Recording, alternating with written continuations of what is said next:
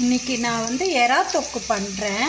அதுக்கு தேவையான பொருட்கள்லாம் போட்டு ஒன்று ஒன்றா காட்டுறேன். பூண்டு இடித்து வச்சுருக்கேன், அதை இதில் ஆட் பண்ணிக்கிறேன்.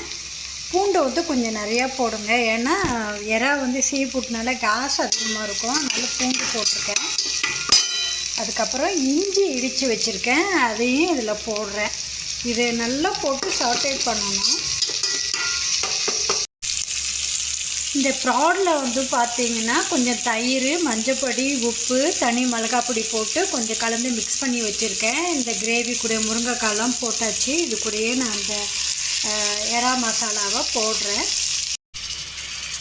இந்த மசாலாலாம் பார்த்திங்கன்னா சால்ட்டு, சாம்பார் பொடி கொஞ்சம், பெப்பரு, மல்லிப்பொடி, காஷ்மீரி சில்லி பொடி, சாதா மிளகாய் பொடி, சாம்பார் பொடி கொஞ்சம், அதுக்கப்புறம் வந்து ஜீரகப்பொடி எல்லாம் கலந்த பொடி கொஞ்சம், வத்தக்குழம்பு பொடி கொஞ்சம் போட்டிருக்கேன் ஃப்ரெண்ட்ஸ். இதெல்லாம் போட்டு இதில் மிக்ஸ் கடைசியாக இது கூட நான் கொஞ்சம் குக்கிங் கோகோனட் ஆயிலும் கருவேப்பிலை கொத்தமல்லி ஃப்ரெஷ்ஷாக நான் போட்டுக்கிட்டேன்.